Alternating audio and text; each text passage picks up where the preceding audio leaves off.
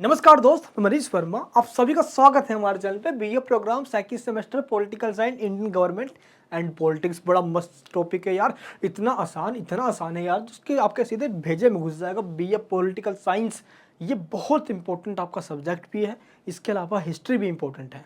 तो हिस्ट्री की video I hope आपने देख ली होगी। बात करते हैं इंपॉर्टेंट क्वेश्चन विद आंसर के साथ। 100% यही जो क्वेश्चन बताऊंगा सेम टू सेम क्वेश्चन आपके एग्जाम में आएगा। तो जैसे दोस्त आपको बताने जा रहा हूँ, प्लीज़ इसको थोड़ा सही से समझना। चलिए एक एक करके टॉपिक को हम स्टार्ट करते हैं और देखते हैं कि यहाँ पे कौन कौन सा आपके इंपॉर्टेंट क्वेश्चन है। आज के इस वीडियो के अंदर जो आपको मैं बताने वाला हूँ प्लीज़ फॉलो करना।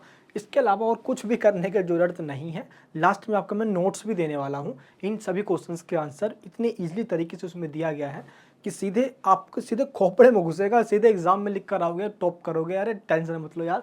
देखिए भाई, यहाँ पे DU के अंदर हो, इग्नू के अंदर हो, रेगुलर में हो, NC वेब में हो, सभी के लिए है ये। फर्स्ट क्वेश्चन क्या है? भारतीय राजनीति के अध्ययन के मार्क्सवादी तथा गांधीवादी उपागमों की तुलना करनी है। यानी कि दोस्त आपको कंपेयर करना है मार्क्सिज्म एंड गांधीज्म की थ्योरी के ऊपर। अगर आपको ये पता हो तो दोस्त कि गांधीज्म और मार्क्सिज्म थोड़ा सा मिलता जुलता है, क्योंकि गांधी जी भी चाहते थे कि राज्य जो है ना, ये लोगों की लिबर्टी में इंटरफेयर करता है, इसलिए स्टेट को ख़त्म कर देना चाहिए। और मार्क्स भी यही चाहता था भाई। लेकिन ऐसा नहीं है कि कार्ल मार्क्स की थ्योरी को गांधी जी ने पूरा सपोर्ट किया कि हाँ भाई कार्ल मार्क्सिज्म फैला दो पूरा, ऐसा भी नहीं था। बट मार्क्सिज्म और गांधीज्म में क्या डिफरेंस है ये सब तो हमने देखेंगे ही।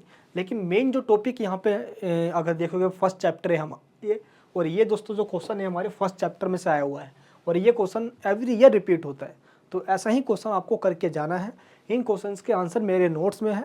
और दोस्त सबसे अच्छी बात यह है कि फर्स्ट चैप्टर को मैंने डीपली में समझाया हुआ है। तो फर्स्ट चैप्टर के लिंक नीचे डिस्क्रिप्शन बॉक्स में है, आप देख लेना उसको। इसके अंदर आपको ये बताना है कि जो मार्क्सिज्म की थ्योरी है वो क्या है। कार्ल मार्क्स के द्वारा दी गई एक ऐसी विचारधारा जो ये कहती है कि दुनिया के अंदर राज्य के ऊपर मजदूरों और किसानों का राज होगा। पूंजीपतियों यानी जो कैपिटलिज्म है, इनकी सारी धन दौलत को लेकर गरीबों में बांट दिया जाएगा। और पूंजीपति नहीं होंगे, स्टेट कंट्रोल इकोनॉमी होनी चाहिए। यानी कि क्या उत्पादन करना है, क्या माल बनाना है, अरे कितने का बेचना है, क्या कानून बनाना है, ये सब डिसाइड गवर्नमेंट करेगी। प्राइवेट सेक्टर नहीं होगा, सभी पब्लिक सेक्टर के हाथ में होगा, डैट मीन्स गवर्नमेंट के पास होगी। तो ये विचारधारा कार्ल मार्क्स की है, जहाँ पे स्टेट रहेगा लोगों में इक्वलिटी डेवलपमेंट करने के लिए, इस्टेब्लिशमेंट करने के लिए। लेकिन जैसे ही इक्वलिटी आ जाएगी, स्टेट को भी ख़त्म कर दिया जाएगा। सोशलिज्म कम्युनिज्म का ये कंसेप्ट है। मेरी इसके ऊपर वीडियो बनी हुई है दोस्त, यूट्यूब के ऊपर आप देख सकते हो। एंड गांधीज्म की जो थ्योरी है स्टेट के ऊपर, क्योंकि आपको यही बताना है कि स्टेट का नेचर कैसा हो, स्टेट कैसा काम करे, जिसके अंदर कार्ल मार्क्स ने बताया है, गांधीज्म ने भी बताया है, एंड लिबरलिज्म ने भी बताया है। तो तीनों में से किसी एक पर ही क्वेश्चन आता है, बट कभी ये तुलना पूछ लिया जाता है। तो फर्स्ट चैप्टर के अंदर मैंने तीनों को कंपेयर किया है, मैंने लिबरलिज्म, मार्क्सिज्म और गांधीज्म। फर्स्ट चैप्टर को देख लेना, इसके अंदर टॉपिक आपका खत्म हो जाएगा। सेकंड क्वेश्चन क्या है? भारतीय संविधान की प्रमुख विशेषता। ये बच्चों वाले क्वेश्चन है, सच बता रहा हूँ। ये तो सिक्स क्लास के अंदर जो सारे पॉइंट्स रटा करते थे, वही same. Describe the salient features of the Indian constitution है। रिजिडिटी, दुनिया का सबसे बड़ा संविधान पहले तो भारत का है। संविधान मौलिक अधिकार देता है, राज्य के नीति निर्देशक सिद्धांत फंडामेंटल राइट्स के साथ डायरेक्टिव प्रिंसिपल स्टेट पॉलिसी देता है। ये पार्लियामेंट्री सिस्टम है। ये भारत एक लोकतांत्रिक कंट्री, सबसे पहले ध्यान रखना। रिटर्न कॉन्स्टिट्यूशन है, इंडियन कॉन्स्टिट्यूशन लिखित कॉन्स्टिट्यूशन है। ठीक है, कठोर भी है, लचीला भी है, रिजिडिटी भी है, फ्लेक्सिबिलिटी भी है। ठीक है, एंड मौलिक कर्तव्य फंडामेंटल ड्यूटीज़ भी देता है हमको। ये लगभग दोस्त आपको 10 पॉइंट्स लिखने होंगे इसके अंदर। ठीक है, बहुत सारे ऐसे पॉइंट्स हैं, आप इसमें लिख सकते हो। नोट्स में सारे पॉइंट्स मैंने आपको दे दिया, प्लस इसकी तो वीडियोस भी बनी हुई है। मैं लास्ट में आपको सारी वीडियोस देने वाला हूँ, इनसे भी की, और नोट्स भी देने वाला हूँ। वीडियो का अंतर देखना। थर्ड क्वेश्चन क्या है? भारतीय राजनीति के अध्ययन के मार्क्सवादी और उदारवादी उपागम की तुलना। देखो फर्स्ट क्वेश्चन में कार्ल मार्क्स यानी कि मार्क्सवादी और गांधीवादी में तुलना थी, और नेक्स्ट थर्ड क्वेश्चन के अंदर मार्क्सवादी और उदारवादी में तुलना है। दोनों में से कोई एक आने वाला है। चलिए नेक्स्ट देते हैं हम। उदारवाद के दोस्त मैंने जो वीडियो बनाया उसके अंदर देख लोगे तो सब कुछ समझ में आ ही जाएगा आपको। फिर ही बता देता हूँ, उदारवादी एक ऐसी विचारधारा है जो ये कहता है कि स्टेट के ऊपर जो गवर्नमेंट है वो गवर्नमेंट मिनिमम काम करेगी, बाकी काम लोग खुद ही कर लेंगे। जैसे कार्ल मार्क्स कहता है कि स्टेट ही सारा काम करेगी, लोग खुद काम नहीं करेंगे, स्टेट जो कहेगी वही लोग करेंगे। लेकिन लिबरलिज्म कहता है उदारवादी, नहीं स्टेट नहीं करेगी, स्टेट करेगी तो लोगों का स्वतंत्रता का हनन हो जाएगा, ये लोगों की लिबर्टी में हस्तक्षेप करती है, लोगों को काम नहीं करने देती है, ये स्टेट अमीरों को सपोर्ट करती है, कार्ल मार्क्स ऐसा कहता है। लेकिन अब भाई जो उदारवादी है वो कहते हैं कि नहीं, लोगों के लिबर्टी में हस्तक्षेप होगा, इसलिए स्टेट मिनिमम काम करेगी, मैक्सिमम काम लोग खुद ही कर लेंगे। अब अडानी, अंबानी, बिजनेसमैन लोग देश को चलाएंगे। ये हो गया दोस्तों लिबरलिज्म। ठीक है, पूरे कंसेप्ट को मैंने समझाया हुआ है वीडियोस के अंदर। एंड फोर्थ जो हमारा क्वेश्चन है वो गठबंधन की राजनीति के अंदर 1989 के बाद भारत के अंदर दोस्त कोलिएशन की सरकार यानी कि गठबंधन की सरकार बननी स्टार्ट हो गई थी। उसके बाद से किसी को भी मेजोरिटी की गवर्नमेंट नहीं बन पाई टिल दी 2040। कब? 2014 तक। तो आपको एक चीज़ ध्यान रखना है, तो गठबंधन की सरकार के अंदर प्रधानमंत्री की भूमिका क्या होती है, इसकी आलोचनात्मक आपको बताना यानी कि क्रिटिसाइज करना है इसकी। देखो, सबसे पहले आपको मैं बता दूं कि जब भारत आज़ाद हुआ, जवाहरलाल नेहरू के नेतृत्व में भारत के अंदर प्रधानमंत्री बने वो सरकार चली। बीच में उतार चढ़ाव भी आए, बट 1967 तक तो सिर्फ और सिर्फ कांग्रेस की एक छत्र राज हुआ करता था। इसको कांग्रेस प्रणाली के नाम से जाना जाता है, कांग्रेस सिस्टम के नाम से जाना जाता है। लेकिन 1989 के अंदर कुछ हुआ ये कि जैसे ही दोस्त राजीव गांधी हटे, अब उसके बाद की जो घटना हुई यार, देखो चाहे आप इस तरह के चीज़ें हम अभी यहाँ से हम देखते हैं 1989 से, तो भारत के अंदर गठबंधन की राजनीति स्टार्ट हो जाती है। देखो, बीपी सिंह, विश्वनाथ प्रताप सिंह, चौधरी चरण सिंह हो गए, पीवी नरसिम्हा राव जी हो गए, उसके बाद हमारे अटल बिहारी वाजपेयी जी, एचडी देवगौड़ा एंड इंद्र कुमार गुजराल जी। उसके बाद हमारे आ जाते हैं फिर से दोबारा 1999 के अंदर अटल बिहारी, और 2004 के अंदर मनमोहन सिंह जी। ये जो प्रधानमंत्री रहे भारत के अंदर, ये गठबंधन की सरकार रही है। 2014 के अंदर मोदी जी भारत में आए, और जब से लेकर 2019 में जब इलेक्शन हुए, यानी कि 2014 वाली और 2019 में, इन दोनों टर्म के अंदर दोस्त मेजोरिटी की सरकार बनी है, और अभी भी मेजोरिटी की सरकार ही चल रही है। अब देखते हैं आगे क्या होता है। अभी तक तो मेजोरिटी की गवर्नमेंट है, यानी कि 1989 से लेकर 2014 तक आपको प्रधानमंत्री की भूमिका की क्रिटिसाइज करनी है। देखो, जाहिर सी बात है, गठबंधन की सरकार होगी तो उसके अंदर अलग अलग पार्टीज अपने अपने राय रखेंगे। अब सिंगल पार्टी अपने अकॉर्डिंग काम कर ही नहीं पाएगी। अब ऐसे में प्रधानमंत्री बेचारा करे तो करे क्या। और मनमोहन सिंह जी को देख लो भाई, अब वो बात अलग है कि गठबंधन टूट था, लेकिन बिल्कुल रिमोट कंट्रोल की तरह रखा गया है ना, एक्सीडेंटल प्राइम मिनिस्टर कहा जाता है। तो जब जब भारत के अंदर प्राइम मिनिस्टर कोलिएशन की बनी है, गठबंधन की बनी है, वो काम नहीं कर पाए हैं। तो इसके पीछे आपको क्या तर्क देना है, इसकी आलोचना करनी है। ठीक है, अब गठबंधन की राजनीति में आपको पता ही है क्या दिक्कत होती है। ठीक है, नेक्स्ट क्या है, बल प्लस इन क्वेश्चन को मैंने समझाया हुआ है, एंड इसकी वीडियोज़ भी आने वाली है, और साथ ही जिनकी वीडियोज़ बन गई है नोट्स के लिंक नीचे डिस्क्रिप्शन बॉक्स के अंदर है। नेक्स्ट क्वेश्चन क्या है, भारत के प्रधानमंत्री की भूमिका, शक्ति और कार्य। देखो, दोनों क्वेश्चन में प्रधानमंत्री ही पूछा गया है, लेकिन इस क्वेश्चन से ज़्यादा इंपॉर्टेंट ये वाला क्वेश्चन है, जिसके अंदर आपको जो प्राइम मिनिस्टर है इसके रोल को क्रिटिसाइज करना है 1989 के बाद की घटना, यानी कि जब भारत में गठबंधन की राजनीति स्टार्ट हो गई थी। नेक्स्ट क्वेश्चन क्या है, भारतीय राजनीति पर जाति व्यवस्था के प्रभावों की विवेचना करनी है। देखो, इंडियन पॉलिटिक्स में कास्टिज्म जो है ये बहुत बड़ा रोल रखता है।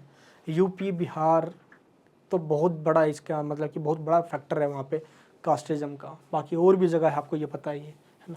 भारतीय राजनीति में धर्मनिरपेक्षता सिद्धांत की आलोचनात्मक समीक्षा करनी है आपको। Critically realise the concept of secularism in Indian politics. आज के इस वीडियो में दोस्त मैं सिर्फ आपको इंपॉर्टेंट क्वेश्चन बता रहा हूँ, और इन सब के आंसर्स कहाँ मिलेंगे एंड तक देखना, इन वीडियोस को बता दूंगा मैं आपको। मौलिक अधिकार, फंडामेंटल राइट्स और directive principle state policy, DPSP और फंडामेंटल राइट्स, इन दोनों के बीच में डिफरेंस हर साल आता है, हर साल। गांठ मान के दोस्त पूरा क्वेश्चन रट लेना, बहुत इंपॉर्टेंट क्वेश्चन है ये। नेक्स्ट क्वेश्चन क्या है, भारत में सांप्रदायिकता के संबंध में कोई डिबेट है, उसके बारे में बताना है। सांप्रदायिकता, जब एक धर्म अपने आप को दूसरे धर्म के मुकाबले में ऊंचा कहना और दूसरे को नीचा कहने लग जाए, सांप्रदायिकता, दंगे होने लग जाते हैं।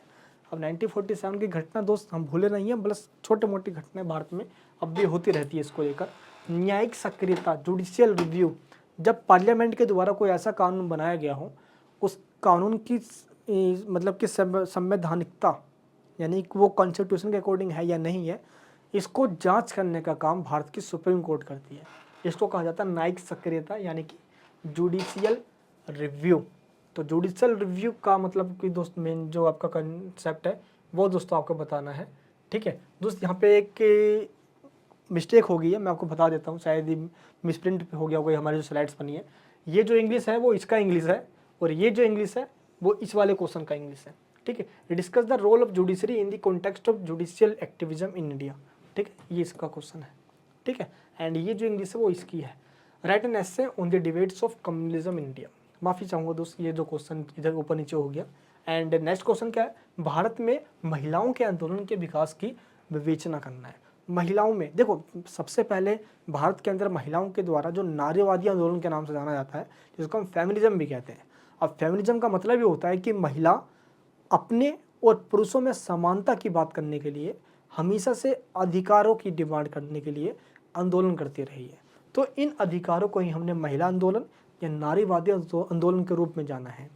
अब इसके अंदर चाहे वो पॉलिटिकल राइट्स हो, सोशल राइट्स हो, इकोनॉमिक राइट्स हो या एजुकेशनल राइट्स हो, इसके लिए महिलाओं के द्वारा, और सेकंड जो सबसे बड़ी बात है वो पैट्रियार्कल सिस्टम, पितृसत्तात्मक समाज, जिसके अंदर पिता की संपत्ति पे से पुत्रों का अधिकार होगा और बेटियों का अधिकारों से वंचित रखा जाता है। और तमाम दोस्त परवरिश के अंदर भी हम देखते हैं लड़कों लड़कियों में भेदभाव, या पूरी घटनाएं हमारी सोशल के अंदर महिला आंदोलन के ऊपर ही है। जैसे क्या दोस्तों, चाहे घरेलू हिंसा पे हो गई, बेटी बचाओ बेटी पढ़ाओ पे हो गई, है ना। एंड दो सबसे बड़ी बात है महिला सशक्तिकरण, वुमेन एम्पावरमेंट पे हो गई। तो ये सारे टॉपिक महिला आंदोलन में डाला जा सकता है। नेक्स्ट, लोकसभा के कार्य और शक्तियों की समीक्षा करना है दोस्त। 543 मेंबर के साथ हमारी लोकसभा के नेता प्रधानमंत्री, और डायरेक्ट डेमोक्रेसी, यानी कि आप कह सकते हो कि डायरेक्ट जनता इसका चुनाव करती है लोकसभा के मेंबर का, जो कि संसद बनकर आते हैं। पूरे भारत से 543 मेंबर, बहुत इजी क्वेश्चन है हमारा ये। एंड किसान आंदोलन, पीजेंट मूवमेंट भारत में कब कब हुए हैं? किसान आंदोलन, भारत की नई आर्थिक नीति, नई आर्थिक नीति मतलब आपको पता होना चाहिए दोस्त कि 1991 में भारत के अंदर एलपीजी एडॉप्ट किया गया था। लिबरलाइजेशन, प्राइवेटाइजेशन, ग्लोबलाइजेशन, उदारीकरण, निजीकरण और वैश्वीकरण। और इस नीति के बाद भारत ने अपने दरवाजे दुनिया भर के विदेशी कंपनी के लिए खोल दिए थे, और विदेशी कंपनी भारत में आकर व्यापार कर सकती थी। डैट मीन्स लाइसेंस राज को ख़त्म कर दिया गया था। 1991 से पहले सोशलिज्म का थोड़ा कंसेप्ट ज़्यादा था हमारे देश के अंदर, जवाहरलाल नेहरू काफ़ी प्रभावित थे उससे। लेकिन 1991 के बाद जैसे सोवियत संघ का विघटन हुआ, अमेरिकन आइडियोलॉजी कैपिटलिज्म जीत गई, तो हमने भी दोस्तों पॉलिसी में चेंज किया, और हमने अब क्या कर दिया, सोशलिज्म की जगह लिबरलिज्म का प्रमोट किया, यानी कि गवर्नमेंट सेक्टर के बजाय हमने प्राइवेट सेक्टर को प्रमोट किया, ठीक है।